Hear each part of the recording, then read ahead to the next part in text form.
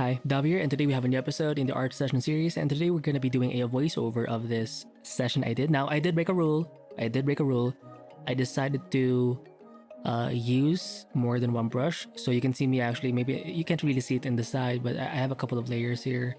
So basically right now I'm doing like a gesture. I did reference someone's artwork, but it did not, maybe the pose, but not fully. Maybe the image was that small, but you know, I tried to be gesture. I tried to be loose, but this is kind of the thing. When you don't have enough details, it can make things harder actually. And I guess I was trying to experiment with the process, right? So in this case, my process was sketch something kind of loosely with a pen. I'm not sure what pen brush I use, but it's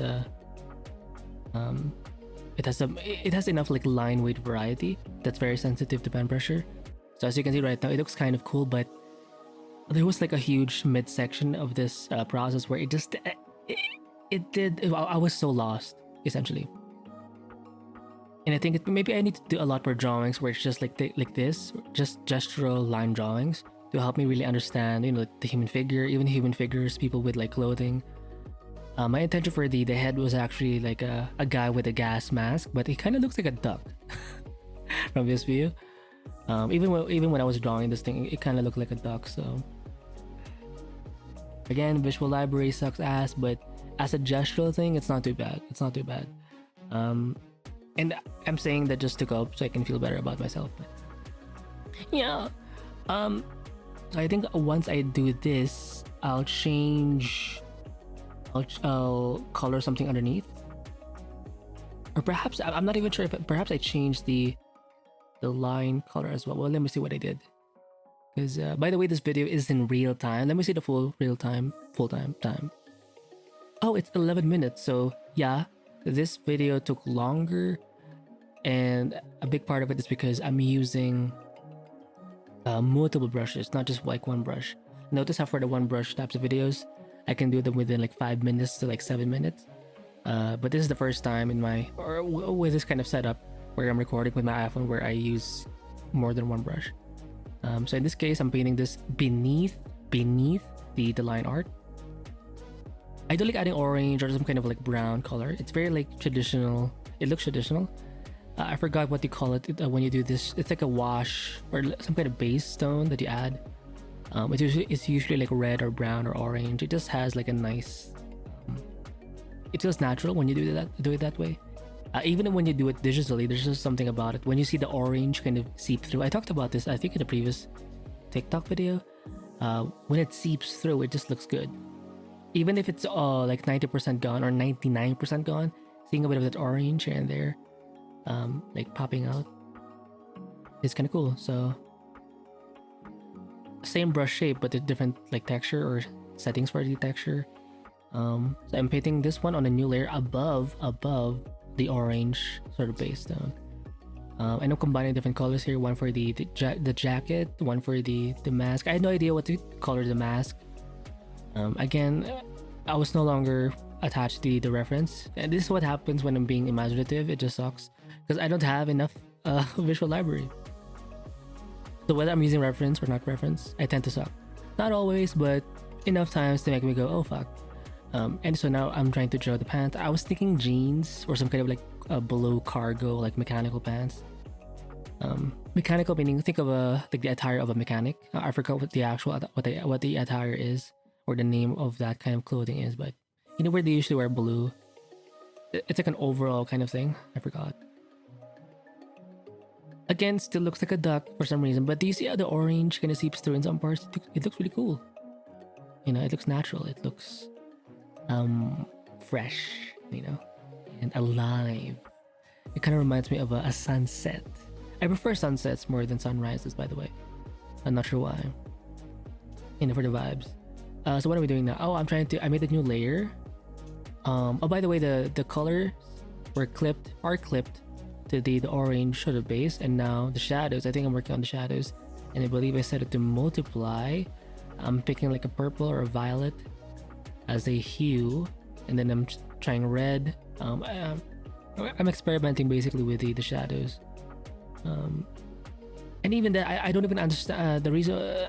When I was trying when I was trying to add the shadows, I was having a hard time because I couldn't even understand the forms of what I drew beforehand.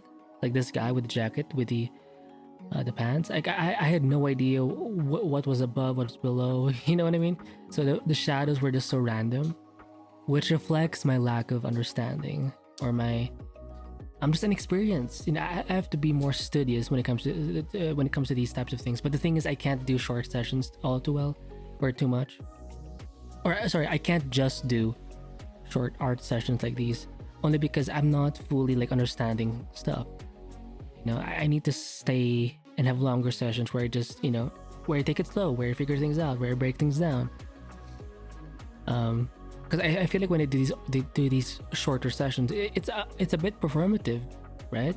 And because of that sort of mindset, the mindset is just it's different. You know, I'm trying to be fast. I'm trying to be quick. It's a very different mindset than just slowing down and trying to figure something out. So, all this does is not reinforce the idea that I should not do this kind of thing. It only reinforces the idea that I should, along with these kinds of sessions,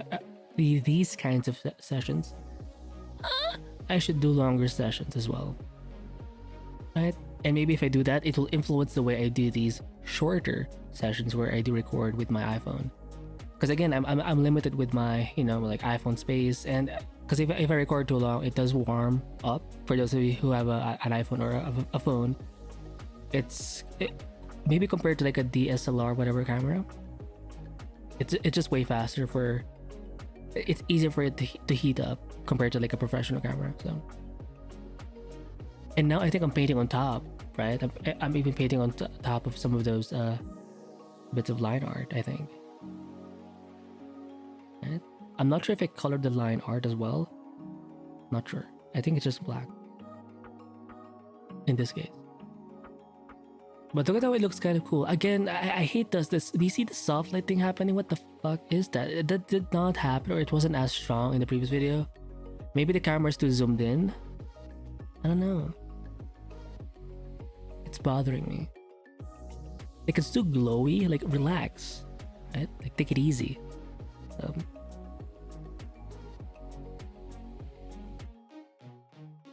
Sorry, just drinking some coffee. So now I'm adding like lighter values on top to add a bit of, to suggest like some kind of form, because this thing is so freaking like, it's still, I mean, I like the painterliness of it, but my frustration is if there's not enough, I don't need that much detail because I'm not a detail guy, but if there's not enough, like bare minimum kind of detail, it's not going to look as pretty.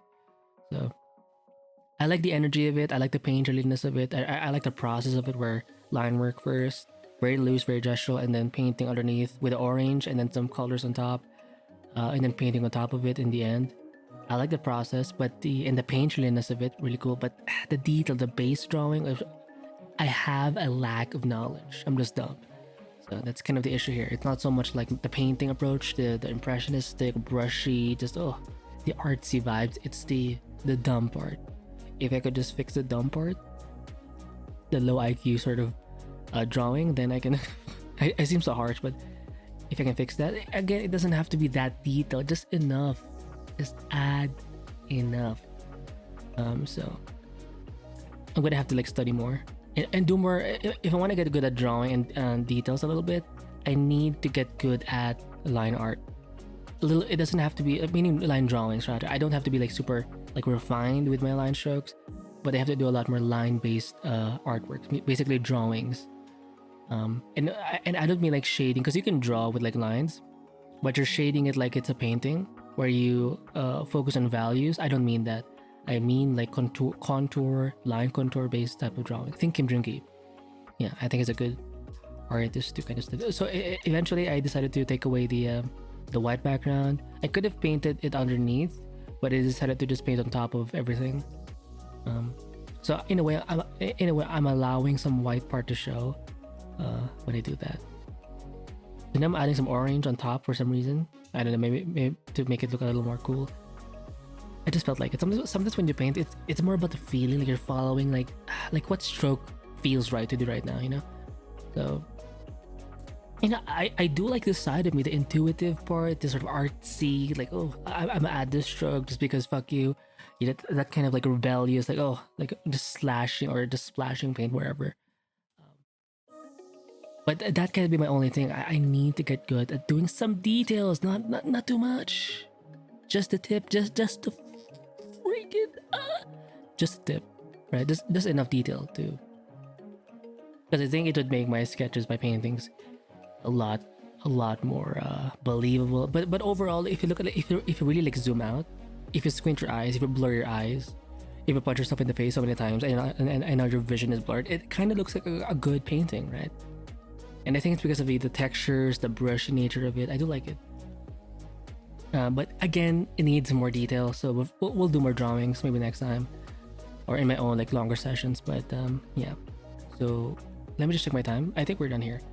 So that's it for this episode, and yeah, I'll see you in the next one. Bye.